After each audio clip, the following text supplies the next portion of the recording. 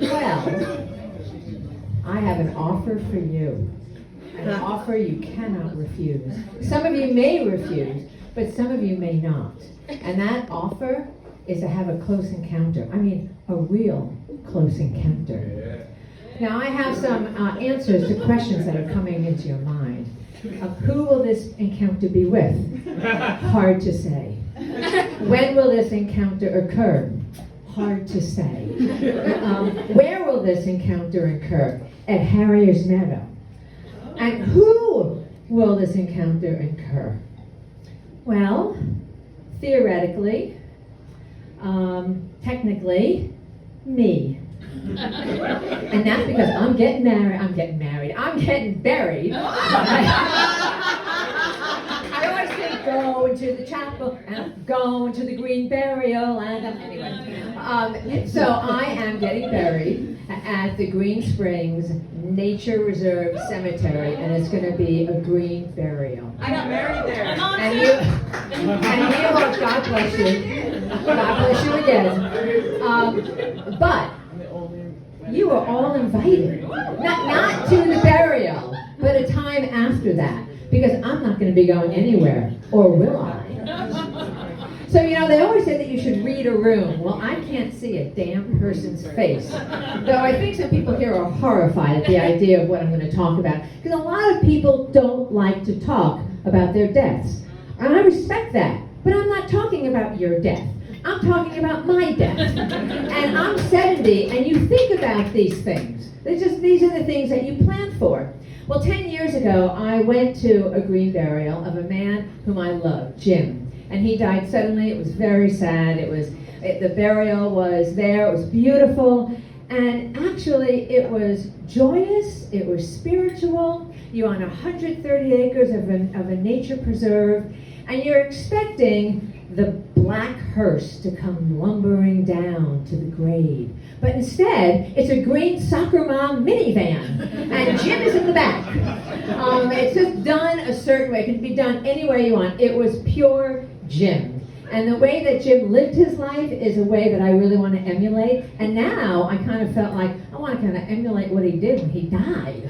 And as it happens, 10 years later, I am at an information session, this is in April, with Michelle Mentor, and she's the director of Green Springs. There are about 20 of us that go to this information session.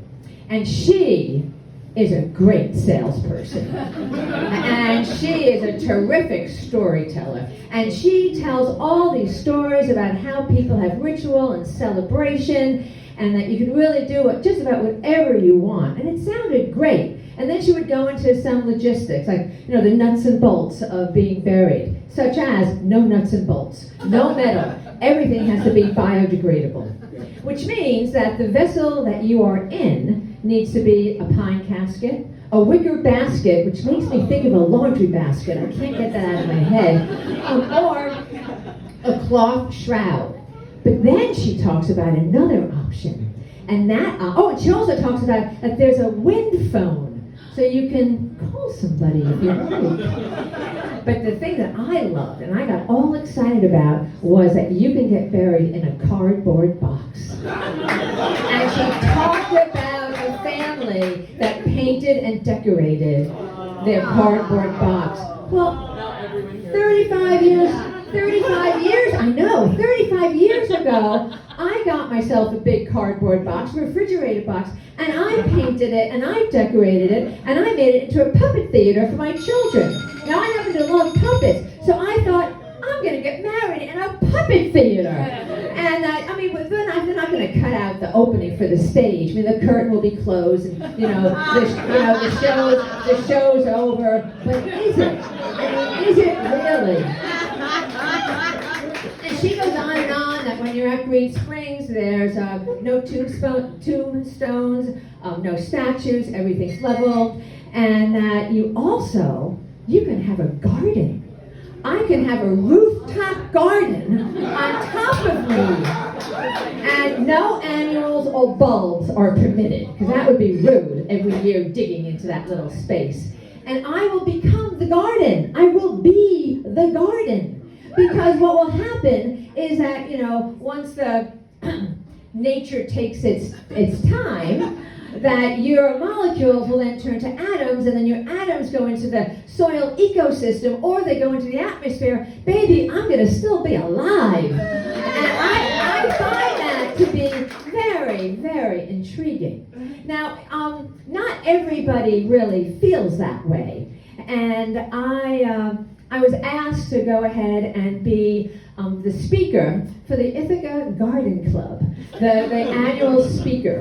And I don't garden. I don't like to garden, but I like gardens. And I thought, that's what I'll talk about. I'll talk about my green burial and the garden I'm going to have on top. I think it's a great idea, and I tell the women, and they go, oh, no. The ladies aren't going to like that. And then this subject came up.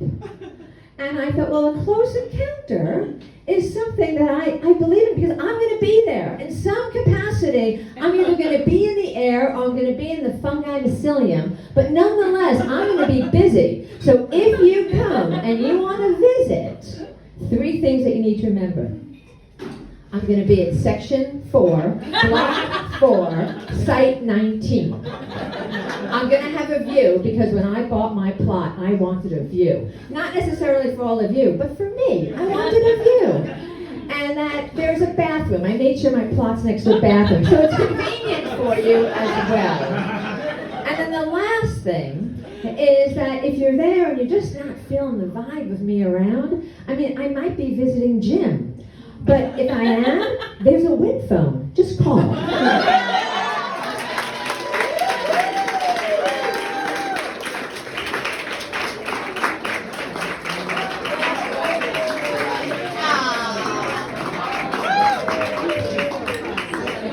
Barbara, I'm definitely going to come visit you.